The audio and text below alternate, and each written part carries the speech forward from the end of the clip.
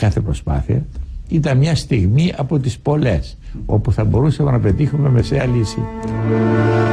Τελικά, τον Απρίλιο του 1993, το Συμβούλιο Ασφαλείας του ΟΗΕ θα δεχτεί στους κόλπους του οργανισμού ένα νέο κράτος με το όνομα πρώην Ιουγκοσλαβική Δημοκρατία της Μακεδονίας, ΦΥΡΟΜ.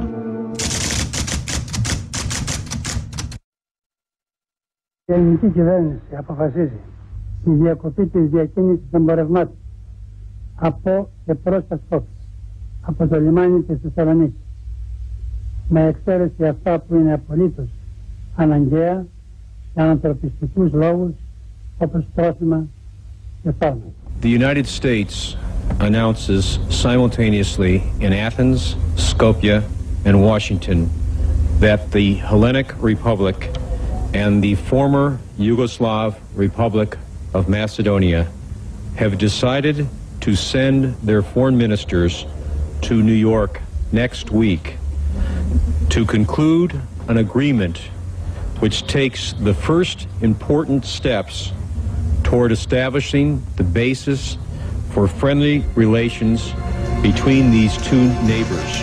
Το Σεπτέμβριο του 1995, με αμερικανική μεσολάβηση, υπογράφεται στη Νέα Υόρκη η λεγόμενη ενδιάμεση συμφωνία. Η ενδιάμεση συμφωνία κάνει πολύ καλό, πιστεύω. Η ενδιάμεση συμφωνία επίσης έρχεται ως αποτέλεσμα του εμπάργου, του αποκλεισμού δηλαδή των Σκοπίων που έκανε η Ελλάδα, με αποτέλεσμα να γίνει καταγγέλαση στη διεθνή κοινότητα, να κατηγορηθεί δρυμύτατα από φίλους και εχθρούς και να γελιοποιηθεί τελικά, γιατί το εμπάργο δεν εφαρμοζόταν λόγω του ότι κερδοσκοπούσαν μεγάλοι επιχειρηματίες της Θεσσαλονίκης κάνοντας λαθρεμπόριο με τα Σκόπια, και ανάμεσα σε αυτούς ήταν και μερικοί πασίγνωστοι χρηματοδότες των συλλαλητηρίων και των άλλων μορφών εθνικής εξέγερσης, οι οποίοι τα λεφτά που παίρνουν από τον λαθρεμπόριο με τα Σκόπια τα βάζανε σε πατριωτικούς σκοπούς.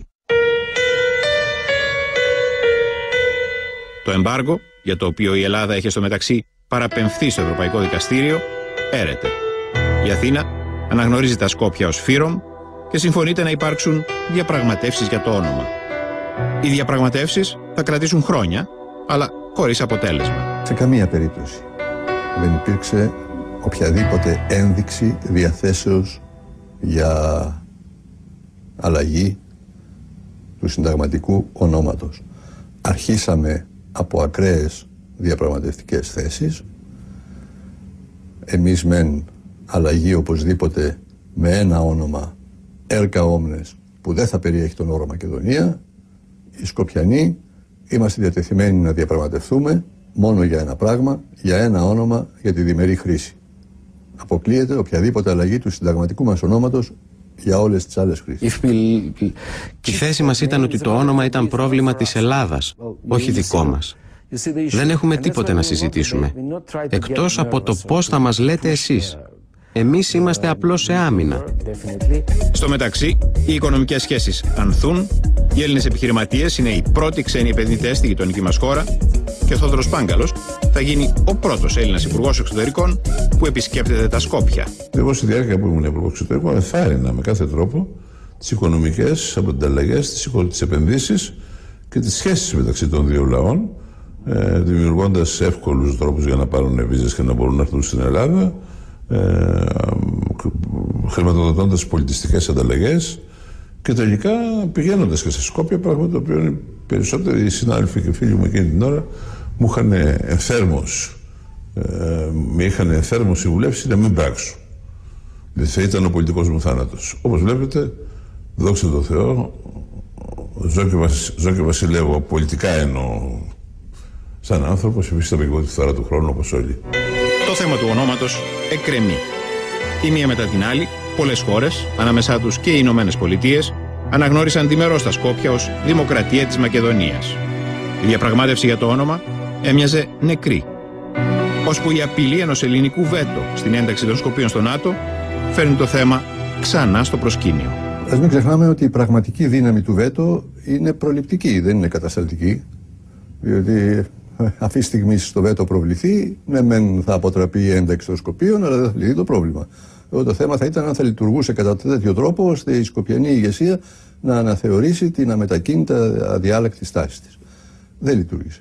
Και δεν είναι τωρινή θέση. είναι παλιά θέση. Είναι από το 97 αυτή η θέση. Το 97 σε ανύποπτο χρόνο, ανύποπτο από πλευράς προοπτικών διευρύνσεως τότε της Ευρωπαϊκής Ενώσεως ή του ΝΑΤΟ, είχα θέσει το θέμα στις διαπραγματεύσεις των ομολόγων μου. Προβάλλοντας το επιχείρημα ότι τώρα μεν έχετε την πολυτέλεια να είστε αδιάλακτοι και αμετακίνητοι, αλλά δεν θέλετε να σκεφτείτε ότι κάποια στιγμή μπορεί να έρθετε αντιμέτωποι με την ελληνική πλευρά και όχι με την οποιαδήποτε ελληνική κυβέρνηση, αλλά με το οποιοδήποτε ελληνικό κοινοβούλιο, που δεν θα θελήσει, εάν δεν έχει βρεθεί λύση, να επικυρώσει την οποιαδήποτε συνθήκη εντάξεώς σας. Το Σέιξπιρ το σημείωσε, γύρισε στα Σκόπια και γύρισε με επίσημη απάντηση της ηγεσίας, την οποία έδωσε σε μένα και στο Βάνς και στο Νίμιτς, ότι μια τέτοια προοπτική θα ήταν πολύ στενάχωρο πράγμα, με πολύ στενάχωρη εξέλιξη, αλλά εάν το αντίτιμο πρόκειται να είναι η αλλαγή του ονόματος, δεν ήταν διατεθειμένοι να το καταβάλουν. Φαίνεται λοιπόν πως υπήρξαν δύο κρίσιμες στιγμές στην πρόσφατη ιστορία, όπου οι γείτονές μας στα Σκόπια ήταν έτοιμοι να δεχτούν αυτό που τώρα τους ζητάμε και αρνούνται, αλλά τότε δεχόντουσαν εκείνοι, αλλά αρνούμασταν εμείς. Το γιατί εμείς αρνηθήκαμε αυτό που τώρα ζητάμε είναι ένα θέμα προς συζήτηση στο εσωτερικό της χώρας μας. Το ερώτημα αν μπορεί ξανά να δεχτούν αυτό που τώρα τους ζητούμε, δηλαδή ένα σύνθετο όνομα, είναι το ερώτημα που θα μας απασχολήσει τις επόμενες μέρες, εβδομάδες, μήνες ή ίσως και χρόνια. Κυρίες και κύριοι, καλή σας νύχτα.